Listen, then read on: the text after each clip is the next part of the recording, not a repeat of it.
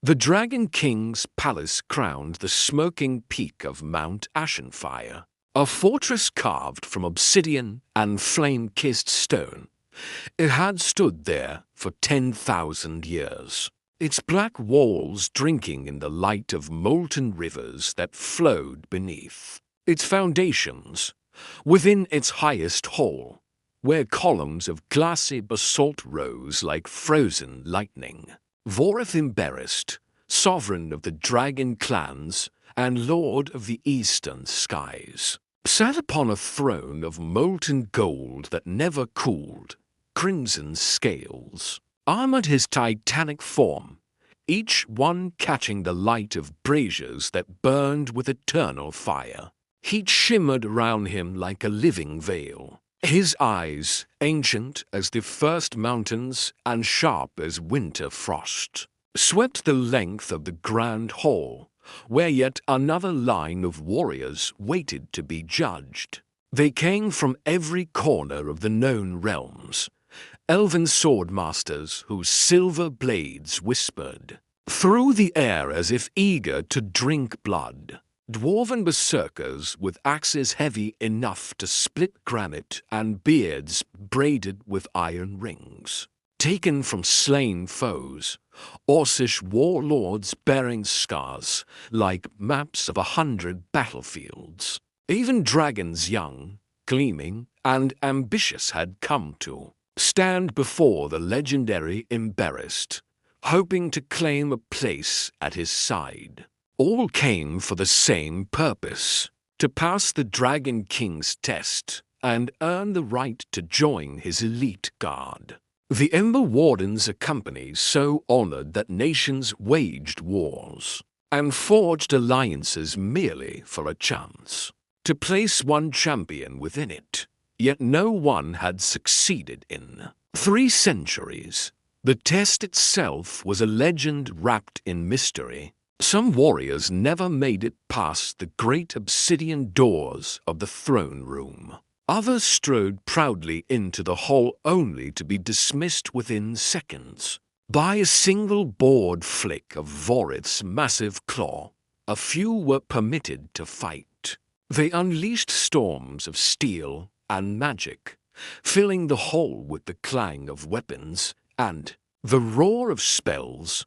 Their blades skittered harmlessly off scales harder than star iron. Their proudest spells broke like waves against a cliff. All were gently though irresistibly escorted from the palace by the king's guards. None knew what exactly Vorith sought. The Dragon King never explained his rejections. He simply watched, assessed, and found every candidate wanting. Far below the throne room, down spiraling staircases, and through tunnels warm with the breath of the mountain, lay the palace stables.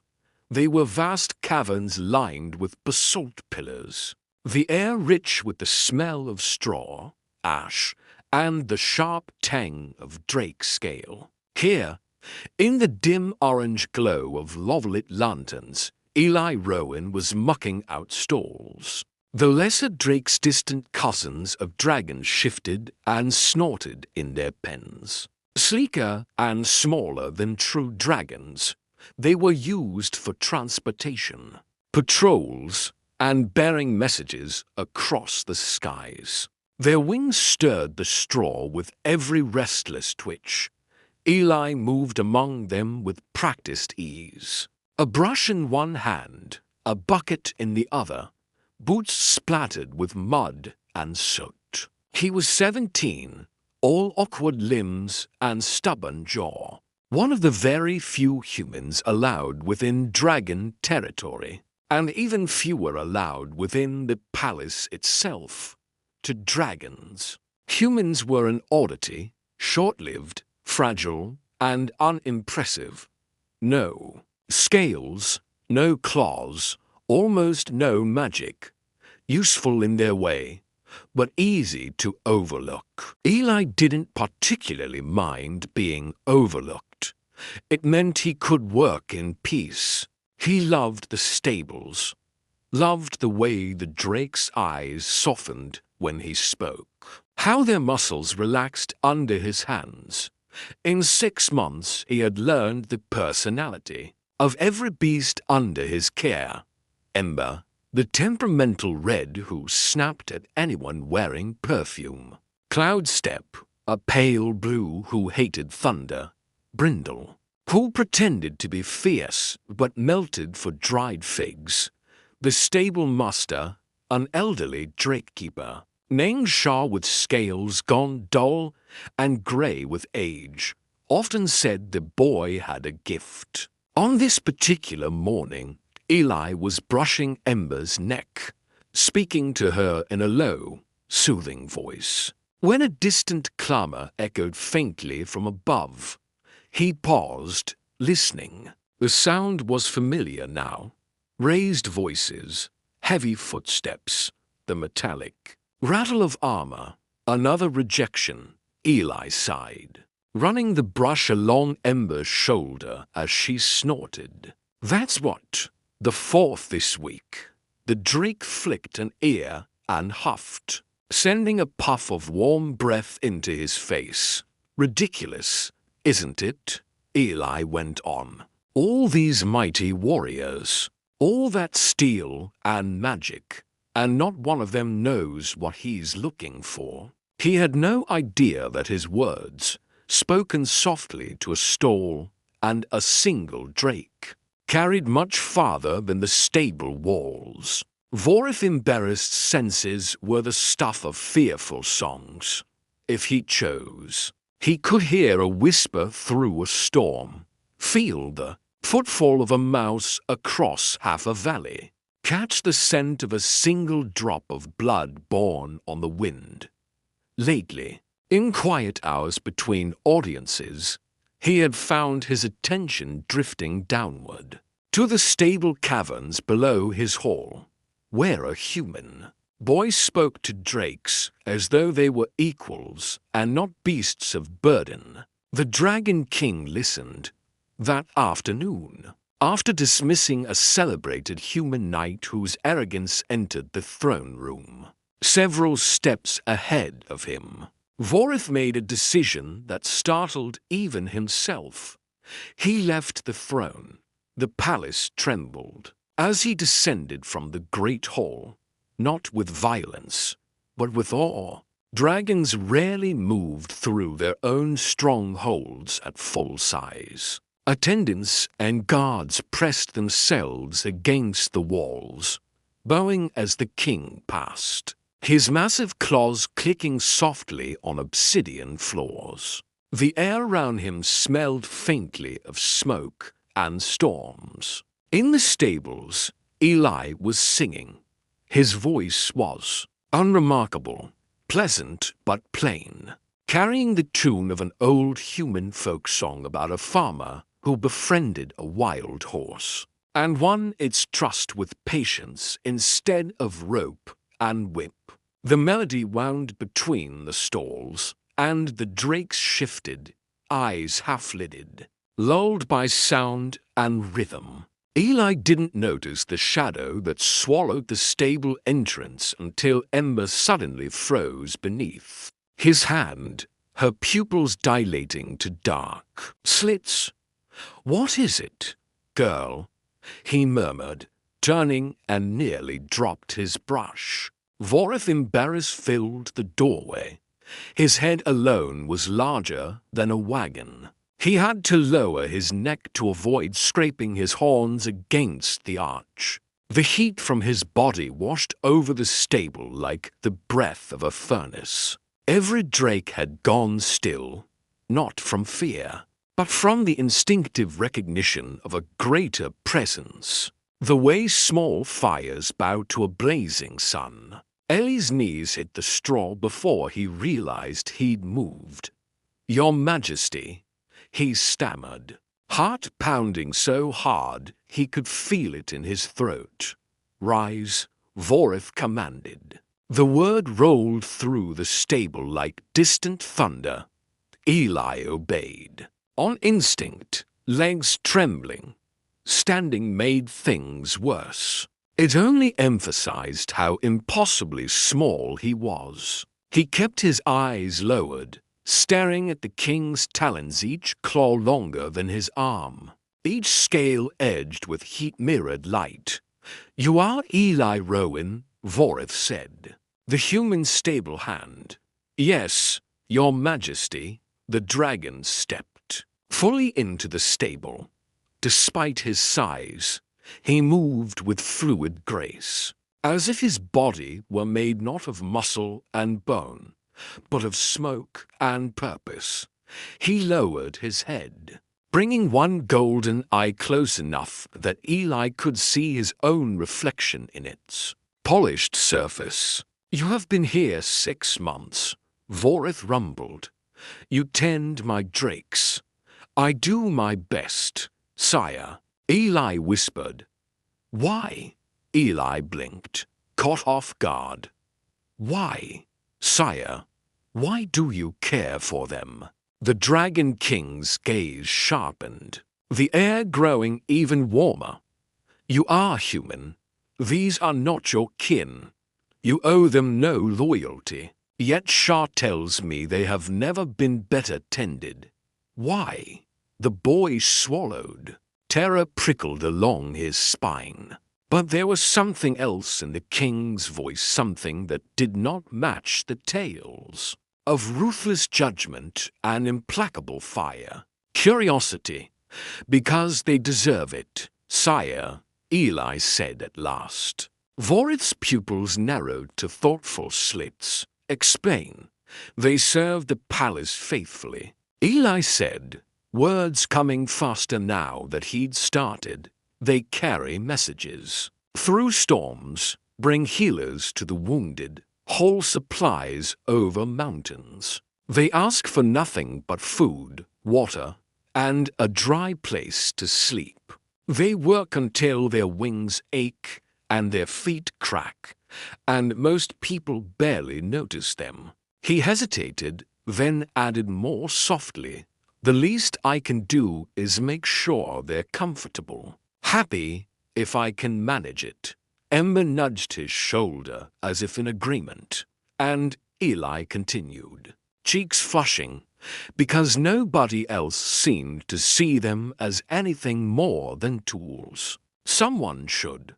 Silence fell, heavy and complete. Even the distant rumble of the volcano seemed to fade. Vorith studied him.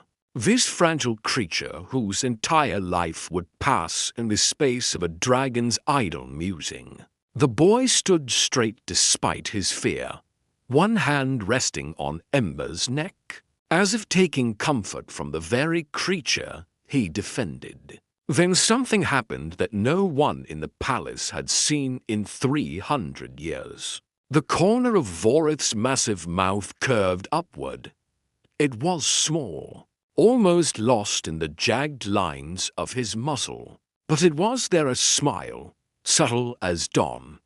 300 years, the Dragon King said quietly. Warriors, mages, champions of every race, all seeking glory, honor, recognition, all bringing me their strength, their skill, their pride.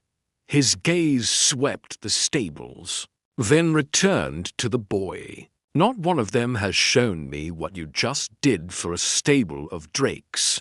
Eli stared, unsure he'd heard correctly. What I did, sire, not one of them, Vorith went on, demonstrated compassion to those beneath them. Not one understood. That true strength does not lie in the blade you swing, but in the gentleness you offer to those who cannot defend themselves. The boy's mouth opened, but no sound came out. You pass my test, Eli Rowan, the Dragon King said. Eli almost dropped to his knees again. You're your test, but I'm not a warrior, sire. I'm just a human. Vorith's eyes sparked. Just a stable hand, he snorted. A plume of smoke curling toward the ceiling. They test was never about steel or sorcery. It was about the heart. He drew back slightly, considering. You will not join my elite guard. You are right that you lack the physical prowess, and I have no desire to see you crushed beneath duties you cannot bear. The faint smile returned. Warmer this time, but you will serve me all the same. Not as a shield of my body, but as a shield of my spirit. Eli blinked. I don't understand, sire. You will be my advisor on matters of the heart, Vorith declared. For all our power, dragons have forgotten how to care for the small things. We have guarded treasures and hoarded glory until our hearts have grown heavy. He exhaled, a sound like a tired wind. You will help us remember what we have lost. The stables seemed to tilt around Eli, an advisor, him, to the Dragon King. Besides, Vorith added, his smile widening. It has been 3 centuries since anything made me smile. That alone is worth more than all the warriors' blades combined. He turned toward the entrance, his tail sweeping gently past the stalls without so much as disturbing a bale of hay. Eli watched him go, mind racing, heart thundering louder than the volcano. Your Majesty, he blurted. Vorith paused in the doorway. The light from the hall framed him, crimson and gold. If I may ask, Eli said, his voice wavering but determined. Why did you need someone to make you smile? The Dragon King looked back at him. In his vast eyes lay ancient sadness and something new and fragile. Hope. Because, young Eli, Vorith said, a king who cannot smile has forgotten why his kingdom is worth protecting. He dipped his head in something very close to a bow. You reminded me. That is the greatest service any warrior could provide. With that, he departed, leaving a stunned stable boy standing in a row of quiet stalls. A brush clutched in one hand, ember warm at his side. The drakes rustled, then settled, as if some great weight had lifted from the very air. Eli looked down, at the worn wooden handle of his brush, at his straw-littered boots, at the familiar curve of Ember's neck beneath his palm. Cleaning stables, he thought faintly, had somehow changed the fate of a kingdom. Let the warriors keep their jeweled blades and heavy armor. Let them chase glory across battlefields and argue over whose strength was greatest. Eli Rowan had something else, something he had not known was precious until a Dragon King named it so. He had reminded an immortal ruler how to hope.